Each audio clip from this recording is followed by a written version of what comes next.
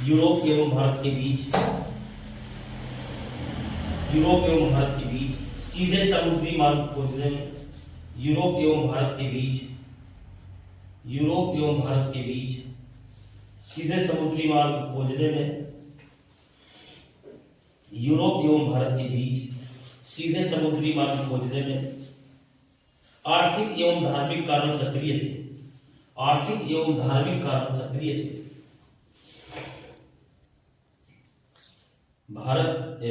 Europe एवं भारत के बीच सीधे समुद्री मार्ग खोजने में, सीधे समुद्री मार्ग खोजने में आर्थिक एवं धार्मिक कारण सक्रिय थे, आर्थिक एवं धार्मिक कारण सक्रिय थे। आर्थिक कारणों में, आर्थिक कारणों में व्यापार करना, व्यापार करना तथा धार्मिक कारणों में, तथा धार्मिक कारणों में ईसाई धर्म का प्रचार करना प्रमुख था, तथा धार्मिक कारणों में ईसाई धर्म का प्रचार करना प्रमुख था।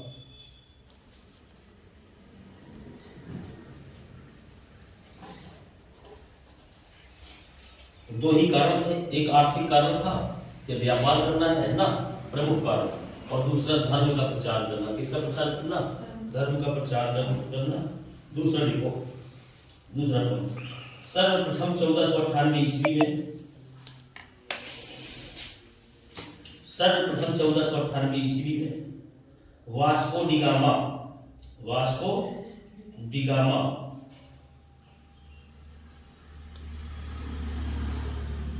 सर्वप्रथम 1498 ईस्वी में वास्को डी गामा भारत में कालीकट बंदरगाह है, भारत में कालीकट बंदरगाह है,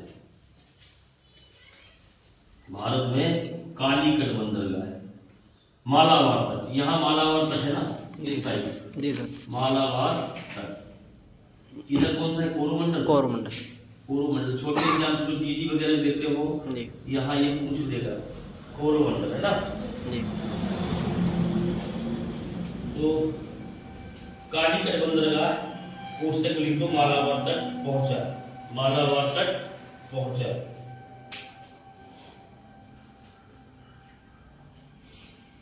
यहां पहले से बसे हुए अरबी व्यापारियों द्वारा, यहां पहले से बसे हुए अरबी व्यापारियों द्वारा, यहां पहले से बसे हुए अरबी व्यापारियों द्वारा,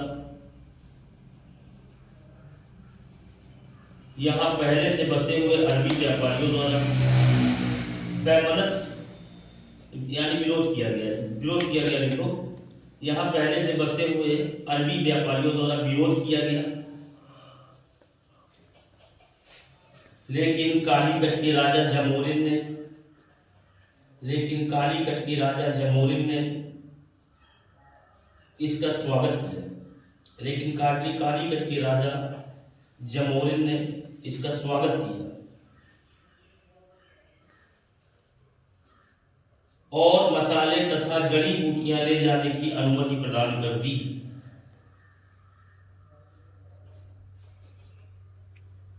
लेकिन कालीकट के राजा जमोरिन ने इसका स्वागत किया और मसाले तथा जड़ी बूटियां ले जाने की अनुमति प्रदान की कर दी, अनुमति प्रदान कर दी।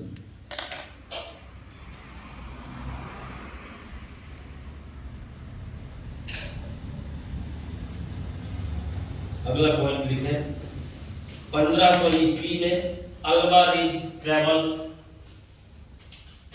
1500 ईस्वी में अल्वारेज ट्रैवल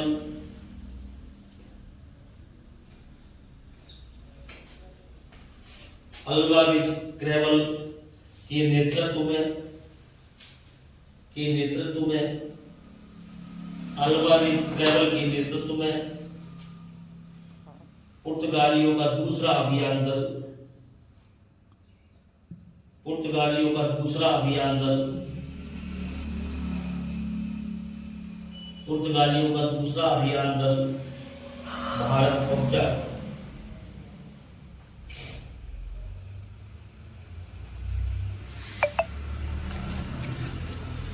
इन लोगों ने भी मसाले का ही व्यापार किया ना, इन लोगों ने भी मसाले का व्यापार किया,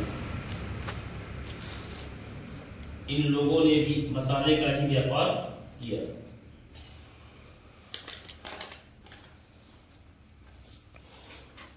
देखो पहला वास्को डी गामा जो था, यहाँ से जहाज में मसाले भर के ले गया, बताते हैं कि 62 गुना ज्यादा उसको लाभ मिला। ये जो दूसरा अभियान बनाया अल्वारेज ट्रेवल के नेतृत्व, ये भी मसाले भर के पहुंचा पुर्तगाल, इसने भी मसाले में ही केंद्रित किया।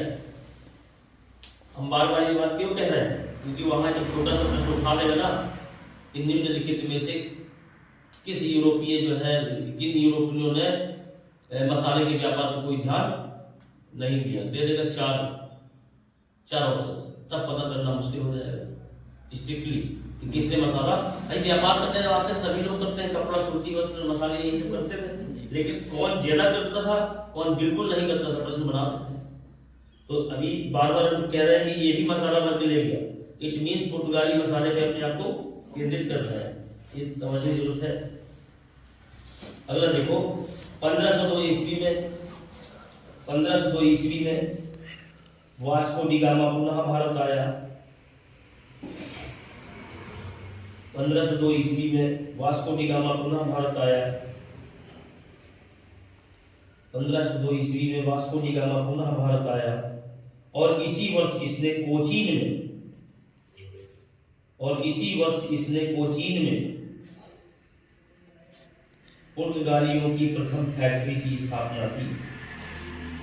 और इसी वर्ष इसने कोचीन में पुर्तगालियों की प्रथम फैक्ट्री की स्थापना की। कोचीन मतलब केरला में नहीं है, कोचीन में प्रथम फैक्ट्री डाल दी पुर्तगालियों की। प्रथम फैक्ट्री बहुत पूछा जाता है, प्रथम फैक्ट्री कोचीन में डाली। कहा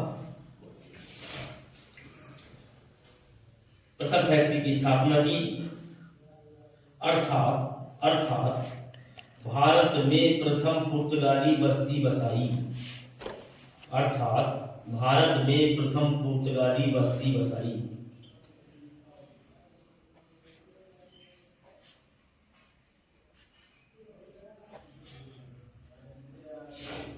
प्रथम पुर्तगाली बस्ती बसाई।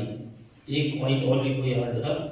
1505 ईस्वी में पुर्तगाली सरकार ने 1505 ईस्वी में पुर्तगाली सरकार ने एक नई नीति अपनाई। 1505 ईस्वी में पुर्तगाली सरकार ने 1505 ईस्वी में पुर्तगाली सरकार ने एक नई नीति अपनाई, जिसके तहत 1505 ईस्वी में पुर्तगाली सरकार ने एक नई नीति अपनाई, जिसके तहत भारत में एक गवर्नर की नियुक्ति की गई। एक गवर्नर की नियुक्ति की गई। एक गवर्नर की नियुक्ति की गई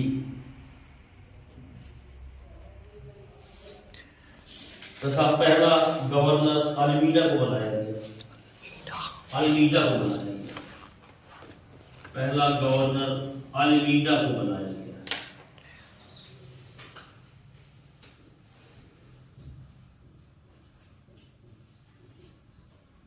अल्मीडा, ये आप हेडिंग डाल दें। अल्मीडा 1505 से 1509, 1505 से 1509। देखो जैसा कि हमने बताया था ना, ये नोट्स बनाइए A4 साइज में। इसमें अब एक आपका नोट्स बन गया उत्तर मुगल काल, और बन गया उत्तर मुगल काल से संबंधित क्वेश्चन आंसर उसके पीछे लगा दो। अगर दूसरे में है पर्याप्त है वनडे के लिए, लेकिन अगर नहीं है तो उत्तर मुगल काल के प्रश्न कहीं से भी 100-150 जितने भी मिल जाए उसके पीछे लगा दो। उत्तर मुगल काल उसके पीछे, किसके पीछे, और बस उसको साइड कर दो। अब बात आ गई यूरोपीय कंपनियों के आगमन की। किसकी बात आ गई, तो ये दूसरा बनने लगा तुम्हारा।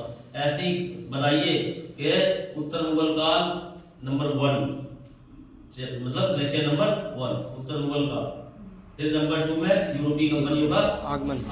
और उनको लगातार देखते रहो, लगातार कोई भी 5 सेट उठा करके देखते ही रहो उसको। ये नहीं कि अब उठा के रख दिए 3 महीने बाद उसको धूल चढ़ गई तब निकाल दो, खत्म हो जाएगा मामला।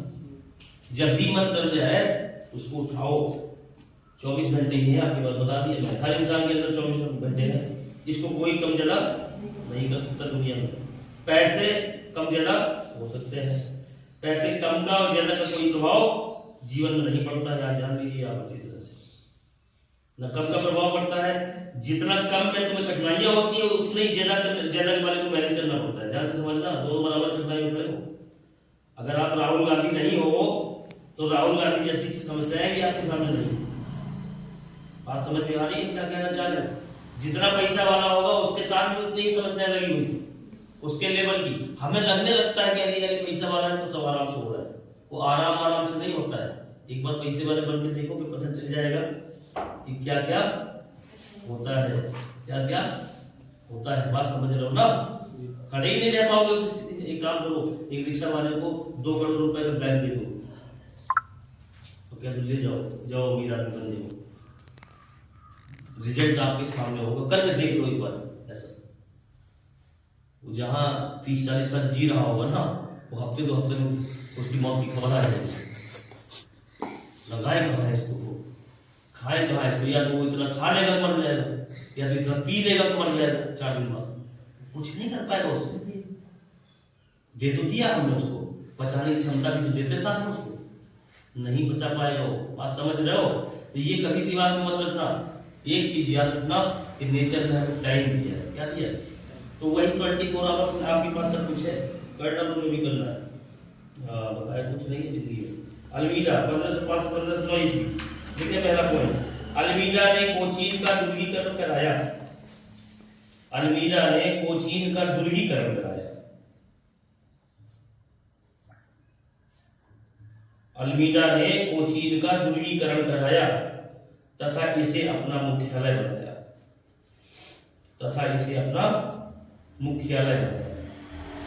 अल्मीडा ने कोचीन का दुर्गीकरण कराया तथा इसे अपना मुख्यालय बनाया।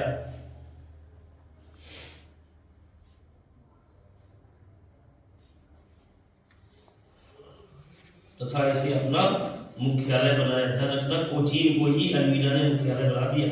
1508-9 है ना, आईफोन लगा देना।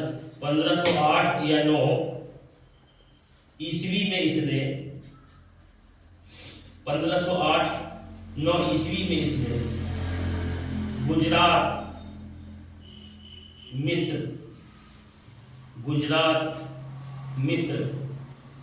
तथा तुर्की की संयुक्त मुस्लिम गुजरात, मिस्र तथा तुर्की के संयुक्त मुस्लिम जलबेड़े को पराजित कर दिया। संयुक्त मुस्लिम जलबेड़ा, संयुक्त मुस्लिम जल बेड़ा या बेड़े। ये देखो, ये कौन थे? अभी अरबी थे ना, तुर्की थे ना, ये सब यहाँ कब्जा किए हुए हैं। जब वो पहुंचा वहां पे वास्को डी गामा, तो विरोध भी किया अरब व्यापारियों ने, है ना। इनके पास भी था नाव है ना, लेकिन क्या किया इसने? तीनों की संयुक्त जलबेड़े को हरा दिया। यानी कि अब सिद्ध हो गया कि पुर्तगाली जल में ज्यादा शक्तिशाली है, पुर्तगाली जल में ज्यादा शक्तिशाली है। संयुक्त मुस्लिम जलबेड़े को पराजित कर दीव पर अधिकार कर लिया। कहां पर अधिकार कर लिया? दीव। दमन दीव दिख रहे हो, यही पे है खंबात की खाड़ी दीव, यहां पर कब्जा कर लिया, दीव पर कब्जा कर लिया। ये महत्वपूर्ण घटना थी। प्रश्न बन जाएगा कि गुजरात, मिस्र और कहां का था? तुर्की, इनके संयुक्त जलबेड़े को किसने पराजित किया? तो अल्मीडा ने। किसने? अल्मीडा ने। ठीक है, अब डालते हैं अल्बुकर्क 1509 से 1515। अल्बुकर्क 1509 से 1515 एडी। इनको भी देख लो भैया, ये वास्तविक संस्थापक बताया जा रहा है। अल्बुकर्क भारत में पुर्तगाली सत्ता का वास्तविक संस्थापक बना। अल्बुकर्क भारत में पुर्तगाली सत्ता का अल्बुकर्क भारत में पुर्तगाली सत्ता का वास्तविक संस्थापक बना। इसने 1510 ईस्वी में बीजापुर से गोवा को जीत लिया। इसने 1510 ईस्वी में बीजापुर से गोवा को जीत लिया और किलेबंदी करवाई। ध्यान रखना, ये पॉइंट बहुत महत्वपूर्ण है। 1510 ईस्वी में अल्बुकर्क ने बीजापुर से, किससे? बीजापुर का मतलब कर्नाटक का रहा होगा एक, गोवा जीत लिया और किलेबंदी करवा दी। जीत लिया और किलेबंदी करवा दी। प्रश्न कई बार पूछा गया कि भैया बीजापुर से गोवा को किसने ले लिया, किस गवर्नर ने? गोवा किसने जीता? गोवा किस सन में जीता? पुर्तगालियों ने। सन भी पूछा गया है 1510।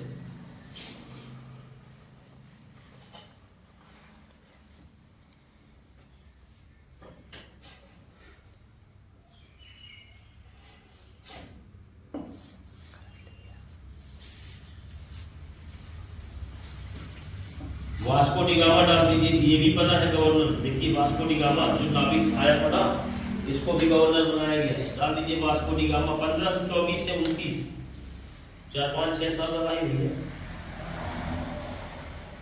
वास्को डी गामा 1524 से 29। वास्को डी गामा 1524 से 29 ईस्वी। देखिए एक पॉइंट लिख लो, थोड़ा याद रहेगा।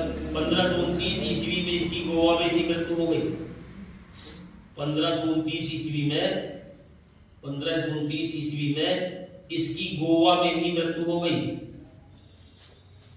गोवा में ही मृत्यु हो गई। यहीं पर इसकी कब्र बना दी गई। गोवा में ही इसकी कब्र बना दी गई। यहीं पे इसकी कब्र बना दी गई। कहां बना दी गई? कब्र बना दी गई। प्रसिद्ध ईसाई संत सेंट जेवियर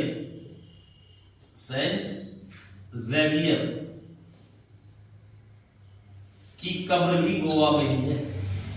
प्रसिद्ध ईसाई संत सेंट जेवियर की कब्र भी गोवा में ही बनी है। पूछ लेता है कभी कभी।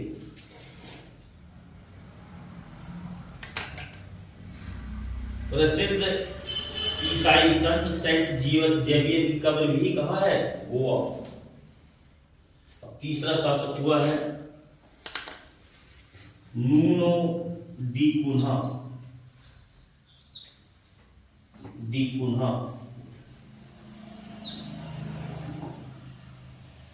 1500 सरकारी काल क्या है? 1529 से 38। 29 से 38 ईस्वी।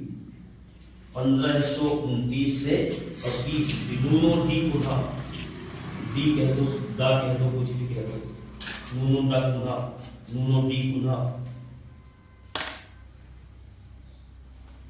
लिखे इसमें। यह अल्बुकर्क का वास्तविक उत्तराधिकारी था। यह अल्बुकर्क का वास्तविक उत्तराधिकारी था। यह अल्बुकर्क का वास्तविक उत्तराधिकारी था। इसने 1530 ईस्वी में कोचीन की जगह इसने 1530 ईस्वी में कोचीन की जगह गोवा को अपनी राजधानी बनाया। ये बहुत महत्वपूर्ण बात है। इसने 1530 ईस्वी में कोचीन की जगह गोवा को अपनी राजधानी बनाया। ये बहुत इंपॉर्टेंट बात है, ध्यान रखना। इसने 1530 ईस्वी में कोचीन की जगह गोवा को अपनी राजधानी बनाया। इसने 1530 ईस्वी में कोचीन की जगह गोवा को अपनी राजधानी बनाया। गोवा को अपनी राजधानी बनाया। अगला पॉइंट है, नेक्स्ट पॉइंट। कुन्हा ने मद्रास के निकट सैंथोम। कुन्हा ने मद्रास के निकट सैंथोम। मद्रास के निकट पूछ देगा, तमिलनाडु में ही है, ध्यान रखना इस बात को। मिलवा देगा परीक्षा में। सेंथोम तमिलनाडु में है, मद्रास के निकट सेंथोम तथा बंगाल में हुगली हुगली नदी तो वही है, बंगाल में हुगली में पुर्तगाली बस्ती की स्थापना करके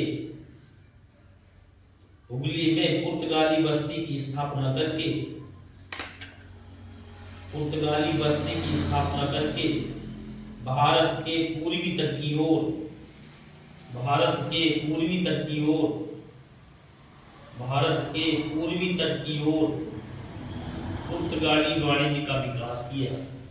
पुर्तगाली वाणिज्य का विकास किया। अब देखो यहाँ हुगली पे भी आ गया, कहाँ पर आ गया? अभी तक क्या था, ये सब पश्चिमी तट में ही केंद्रित थे। कहाँ केंद्रित थे? कोचीन, कालीकट है ना, और इधर सूरत। अभी तक ये सब पश्चिमी तट पे काम कर रहे थे भारत के। पहली बार इन्होंने क्या किया, एक सेंथोम इधर मद्रास के पास, तो हुगली कहाँ पर? कोलकाता, वेस्ट बंगाल। यहाँ पूर्वी तट में भी लोगों ने अपना व्यापार शुरू कर दिया, तो केंद्र बना दिए। किसने बनाया? नुनो डी पुना ने। अब थोड़ा सा एक हेडिंग और आप डालो, पुर्तगालियों की भारत को दे। क्या किया इससे हमने लिया? पुर्तगालियों की भारत को दे।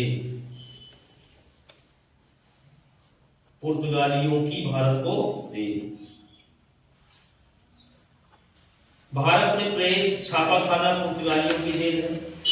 भारत में प्रेस छापाखाना पुर्तगालियों की देन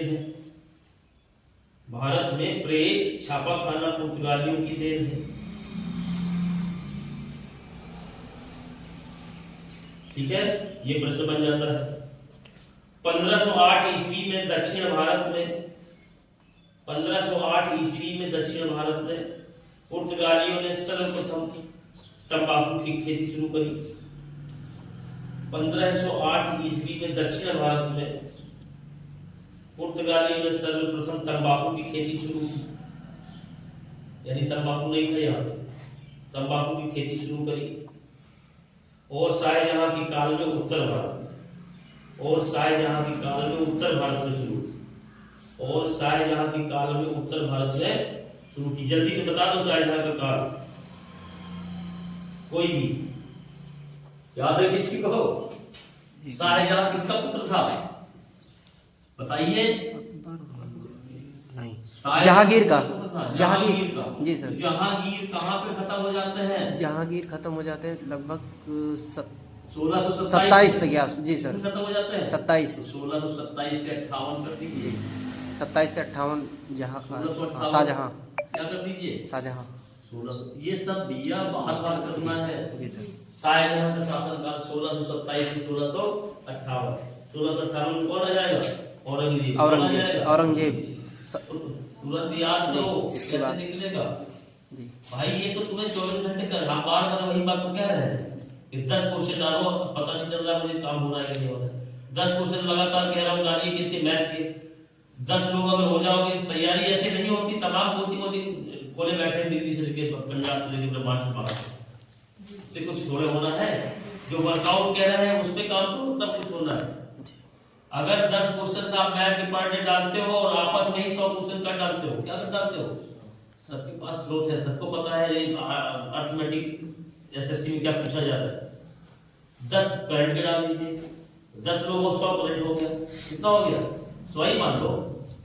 लेकिन शर्त एक है कि वो जो पढ़ जाए तो सब पढ़ना है, तब तो काम बनेगा, नहीं तो काम हम कैसे बनेगा? ऐसे रोज डालोगे कुछ नहीं होगा। मूड बना जाओ एकदम, ये करना है, ये चीज करना है, तभी रिजल्ट मिलेगा।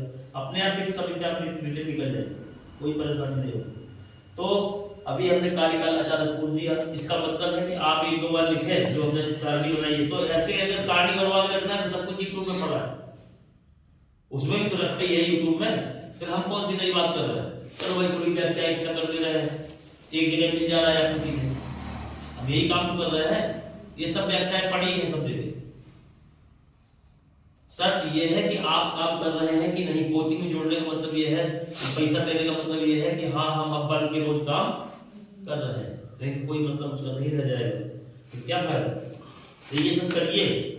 हम बार बार कह रहे हैं कि 10 क्वेश्चंस पर डे लिखिए, फोटो लेके उसको बढ़िया से फोटो लो और डाल दो ग्रुप में। किसमें डाल दो? सबका काम है दूसरे की पढ़ना। अब दूसरे के क्वेश्चंस आप पढ़ रहे हो, आप पढ़ रहे हो, आप पढ़ रहे हो, उसका करेक्शन तुम्हें बचा रहा है, उसको लिखो एक बार तो सारे क्वेश्चंस को। मैथ के 100 क्वेश्चंस लगाने में कितना समय लगेगा? हमें तो लगता है, जो मेरा अपना अनुमान है, 2 घंटे से ज्यादा नहीं लगना चाहिए। 2.5 घंटे मान लो, 2.5 घंटे बहुत है, 2 घंटे नहीं लगना चाहिए। कितने पेपर आते हैं? अगर 100 क्वेश्चंस आते हैं, कितना समय देता है सॉल्व करने को कोई आएगा? 60 मिनट। 8 minute 100 question. तो फिर यहाँ कितना लगना चाहिए? 60 मिनट लगना चाहिए। तो 100 क्वेश्चन अगर आपके पास है और रोज कर रहे हो, 3000 क्वेश्चन होता है। हम 1 घंटा दे रहे हैं, 1 घंटा दे रहा हूँ, 100 क्वेश्चन पर डे करना है आपको, करिए। दिक्कत कहाँ है? हमने कहा 300 क्वेश्चन रोज पढ़ना है आपको जीएस के, 300 क्वेश्चन पर डे पढ़ना है। फिर हमने कहा करंट आपको 20 रोज डालना है। करके तो देखिए ऐसा 6 महीने कर लीजिए। करोगे नहीं तो कुछ नहीं होगा। कोचिंग ज्वाइन करने से दिव्य कीर्ति की नहीं, तुम सारे भारत के जितने विद्वान हैं सबकी कोचिंग कर डालना, होना थोड़ा कुछ आप समझ रहे हो? नहीं होना कुछ। खान सर ने कह दिया एक बार, क्या कहा खान सर ने? सुनिए ध्यान से, रील चल रही है कि डीएम का इतना पावर हो, बढ़कर डीएम बन जाओ तुम लोगों को भरने के लिए। बोले देखो डीएम का कितना बड़ा पावर होता है, प्रधानमंत्री सामने खड़ा रहता है, प्रधानमंत्री सामने खड़ा रहता है। किसके? डीएम के। बनारस की बात थी। कहाँ की बात थी? सुरेंद्र सिंह एक डीएम है। सुरेंद्र सिंह कौन है? इससे मेरी मुलाकात कानपुर में हुई थी। सुरेंद्र सिंह हमसे 1 साल सीनियर थे। क्या थे? 1 साल। हुआ क्या कि हमने कानपुर में इनके आवास में खबर भेज दी कि आपके सीनियर आए हैं, क्योंकि ये देखने में चॉकलेटी था। चॉकलेटी मीन्स अरे भाई डीएम कोई बन जाएगा तो थोड़ा ठीक रहेगा ना। तो जब हमने खबर भेज दी तो इन्होंने बुला लिया, गए तो ऐसी बातचीत चल रही थी। कह रहे आपकी डेट ऑफ बर्थ क्या है?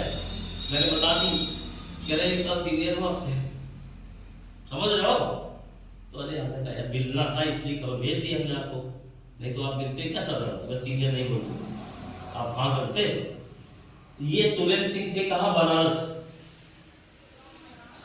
जिस समय वो प्राइम मिनिस्टर नहीं है, वो सिंपल है नरेंद्र दामोदर मोदी। ध्यान दीजिए मेरी बात को। ये है सिंपल नरेंद्र दामोदर। जिस समय मेंबर ऑफ पार्लियामेंट का पर्चा भरने जाते हो उस समय प्राइम मिनिस्टर आप नहीं होते हो। वो सिंपल इंसान है नरेंद्र दामोदर मोदी, और वो उस समय डीएम नहीं है, वो उस समय जिला निर्वाचन अधिकारी है। जिला निर्वाचन अधिकारी है। तो जिला निर्वाचन अधिकारी बैठा हुआ है और भारत का एक नागरिक पर्चा भर रहा है। वो प्राइम मिनिस्टर नहीं है। लेकिन भारत वालों को झूठे सुनने की आदत है, क्योंकि भगवान ने ये तो हर लिया है। देखो चल रही है रील और उसने बगल लगा दिया, वो पर्चा दे रहा है सुरेंद्र सिंह बैठ, अरे निर्वाचन अधिकारी है वो सिर्फ एक नागरिक है। आप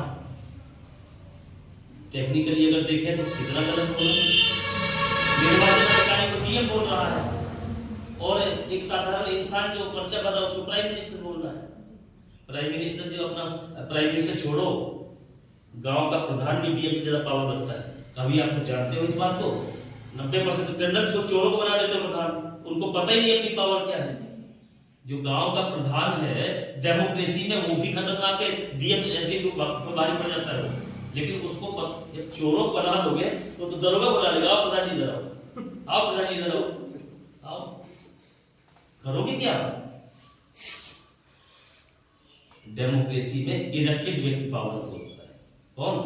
चुना गया, नियुक्त वाला नहीं। तो नौकर है, मेन तो वो है प्रतिनिधि, लेकिन गांव प्रधान को भी पता नहीं क्या हमारे अंदर इतनी पावर है क्या। प्रधानी में वही सिपाही दरोगा से सबसे संगठन बना लेते हैं, क्योंकि उसका कट्टा छुड़वाना है, उसको कट्टा लगवाना है, क्योंकि विरोधी है। तो जब ये सब करोगे तो अपने पावर की समझ पाओगे कभी जीवन में। पता ही नहीं कि हमारा पावर है क्या। वो है बना है मुखिया, क्या बोलते हैं जो पढ़ाते हैं सर, विपिन सर, वो है मुखिया।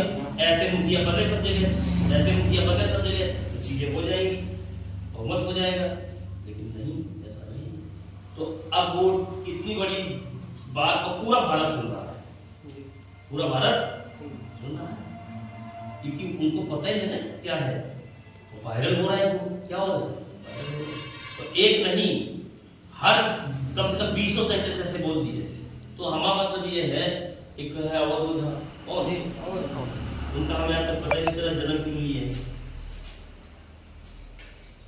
उनकी खुद की आइडियोलॉजी जब बोलना शुरू करेंगे तो यहाँ आइडियोलॉजी दिखाई देगी साम्यवाद, यहाँ आइडियोलॉजी दिखाई देगी मार्क्सवाद, यहाँ अचानक आएंगे पूंजीवाद। क्या पूंजीवाद? तो एक ही लेक्चर में उनके तीनों वाद उनके शरीर में दिख जाएंगे। ये चाहते क्या है? हालांकि कुछ कहो सफल हो गए पैसा कमाने में, और आजकल तो विधायकी के चुनाव भी पड़ से लड़ रहे हैं। मनीष सिसोदिया की सीट पे उनको मिल गई है दिल्ली में, तो हो सकता है मंत्री भी बन जाए, शिक्षा मंत्री, मतलब शिक्षा मंत्री बन सकते हैं। चलो अच्छी बात है, खुशी है कि आजकल टीचर्स को भी हीरो की तरह देखा जा रहा है। टीचर्स बन गए हैं हीरो इस समय, है ना? नहीं, टीचर्स को इतना महत्व पहले, इसके पहले कभी मिला नहीं था। खान सर हो गए, आपके विकास सर हो गए, हीरो ही हो, बहुत सारे हैं। चलो आगे देखते हैं।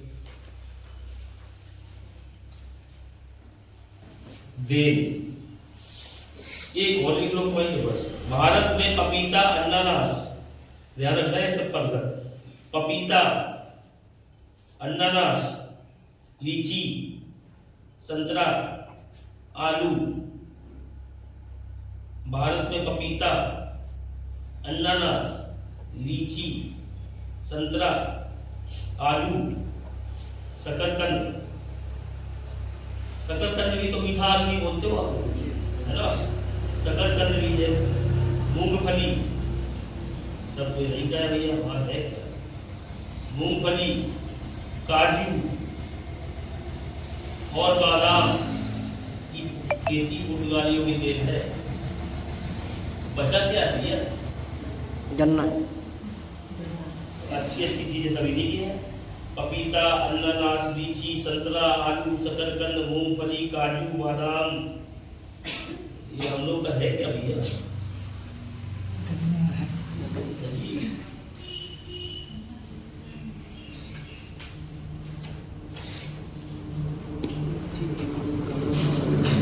अब डाल दीजिए हेडिंग डचों का आगमन।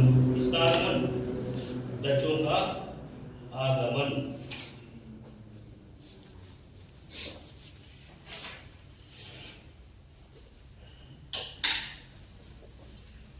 डचों का आगमन।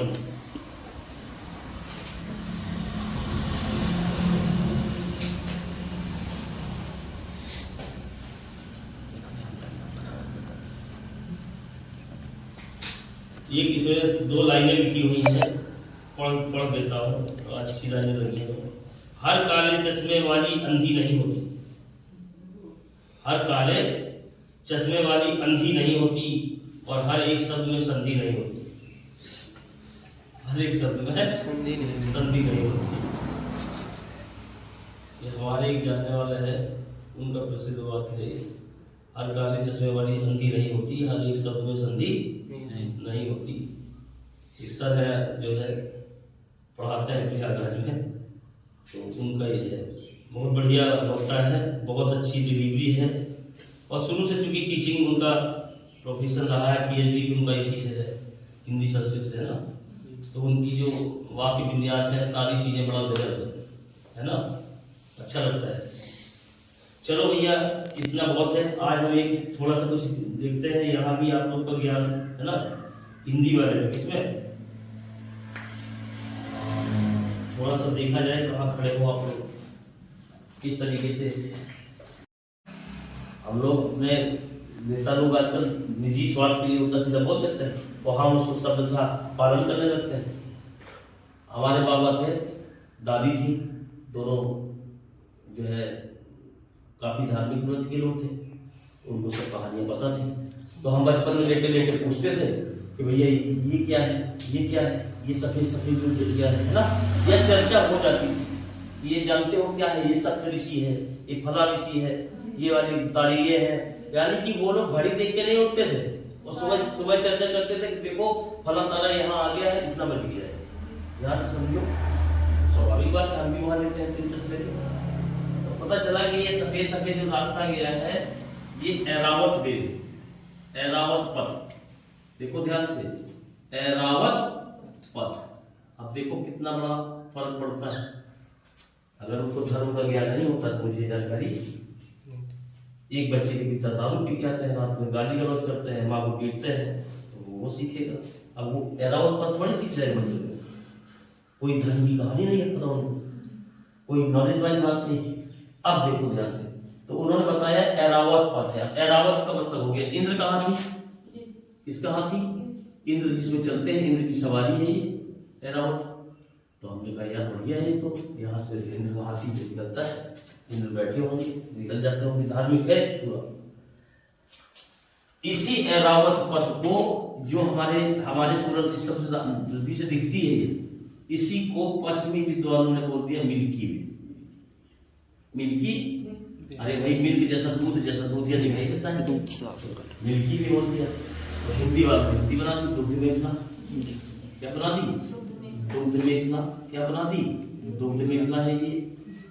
अब और आगे बढ़ गए, तो चूंकि गंगा यहाँ से निकलती है गौमुख से, तो ग्लेशियर है वो, तो पानी टकराता है तो दूधिया दिखता है। कैसा दिखता है?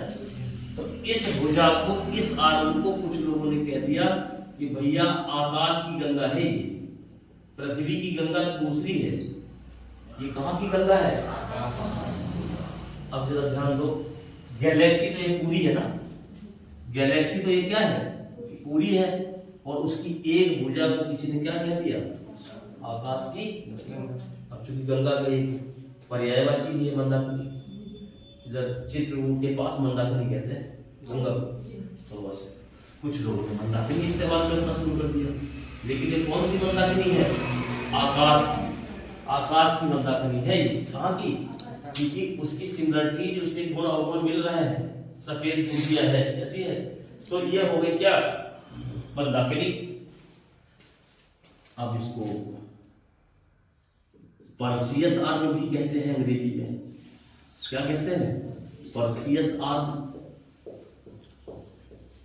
पर्सियस आर्म भी कहते हैं। ये मेन आर्म है पर्सियस आर्म। कौन? पहली बार एक पर्सियस आर्म है, इसको अपने उसमें कोड किया था, डिकोड किया था, तो पर्सियस आर्म हो गई। क्या हो गई? Perseus arm. तो आकाश गंगा नहीं है वो टोटल निहारिका है। क्या है? क्योंकि धुंध का मतलब है बादल, सफेद दूधिया रोशनी, सफेद दूधिया रोशनी, तो इसका मतलब ये पूरी निहारिका है। अब जितने भी स्टार्स यहाँ पर हैं, इधर नेबुलाएं होंगी। जहां भी स्टार है इसका मतलब वहां कभी न कभी नेबुला रही होगी, नहीं तो स्टार बनता ही नहीं। उसको भी निहार कह देते हैं, क्योंकि निहार का मतलब ही है सफेद दूधिया रोशनी। बात समझ गए? तो अब वो लिखने लग गए आकाश गंगा गैलेक्सी को, क्या लिख गए?